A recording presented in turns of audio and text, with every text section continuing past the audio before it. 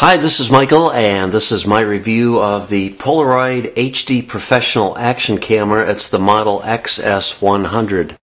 These are all the goodies you get with the Polaroid Action Camera. First of all, you get an HDMI cable, and then this is the USB to USB mini cable. You get a little carry pouch for the camera with a little belt loop on it. This is the handlebar mount. And using this attachment up here, you can use either one of two connections to mount the camera to. First of all, this clip here screws onto the bottom of the camera. One of my complaints about the camera is that it uses plastic threads. But in any case, this screws to the bottom of the camera, and then the camera would snap into these connectors here, like that. These do seem a little fragile, and it wouldn't surprise me if these wings were to break off if you weren't careful. But in any case, you get a 90-degree angle and then a straight angle. You just snap them onto the attachment like that and then tighten it down, and then you would snap your camera into that. You also get a little key here, which is used for tightening this into the camera. Again, because the camera threads are plastic, I would not recommend over-tightening that, or you could be in trouble. Then you've got a helmet mount. There are a couple that you can use here. They also give you some adhesive pads to use for that. So that would attach like this. And then you can have a long strap or a short strap. For helmets that have ventilation slots in them, you could use this strap to attach the mount to the helmet and then use this pad underneath as well. Let's see, what else do we have here? We have a carabiner clip, and then we have this little strap here is what you would attach to the camera, and then to the thing that you're hooking the camera to. In case your mount fails, this will save the camera from falling onto the ground and bouncing around, which is not a good thing. So I'm going to switch to my regular camcorder now for the rest of this review. Well, here it is again, the Polaroid SX100. Now you'll notice that there is a dome over the lens, and so I have noticed that under certain lighting conditions this dome creates a halo around the image that's being recorded. So that's not completely ideal. It's not a deal breaker, but it does become bothersome in some bright light situations. The back of the camera, this cap has a lock tab on it, so to take this cap off, you unlock it, and then you give it a little bit of a twist to the left, and that opens up, and now you're going to have your SD card slot at the top here. This is your HDMI connection. This is the USB connection. There is a reset button here, and this is how you switch between HD and full HD. Any other settings, you need to connect the camera to your computer and then use the Polaroid.exe file to change the resolution and various other settings, which I will show you a little bit later on in my review. The camera is operated very simply by this button and or this button. When the camera is off, if you turn this button, slide this button forward to record, the camera vibrates, and then this light indicates that it is on and actually recording. When you push it back down to stop, the recording stops and the camera stays on. At that point, you can use this button here to take a still photo. You just push it very quickly. The camera does a quick vibration, the LED flashes, and you know that you've taken a shot.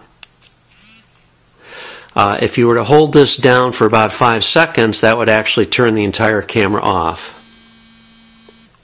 You can also hold this button for 5 seconds to turn the camera on. However, it will not be recording at this moment until you push this into the record mode. And then you do get a vibration and a buzz there to let you know that that's happening. So the operation is fairly straightforward. The one thing that I took a little trial and error was when you want to take a still shot, you only push this for just a quick push, a very, very quick push.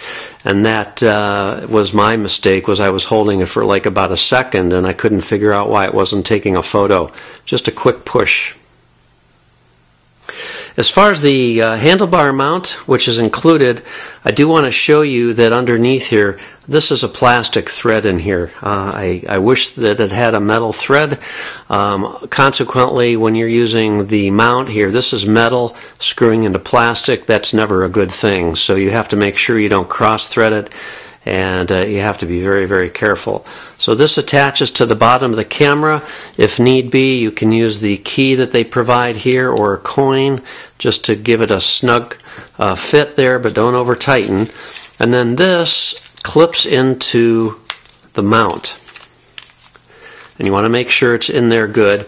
And then you may also choose to use this strap to secure the camera and use the little loop here. You want to attach that to the mount itself, because if the camera comes detached, this is the only thing that will prevent your camera from falling onto the pavement. This would go around your handlebar, you tighten this up, and then you can adjust the camera to whatever angle you need using the set screw here. When you attach the sports cam to your computer, you will find the following folders. And the Polaroid.exe file is how you would change the settings of your camera if you were using a PC. For Mac users, you need to go to the Polaroid website and download the application that will work for Macs, and you get that application and then you drag it to the micro SD card and put it at the top level.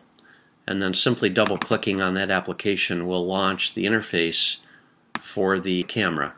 It's a very basic interface. You have 3 tabs basically. The photo tab lets you set the photo resolution, either VGA 3 megapixels, 5 megapixels, or 16 megapixels.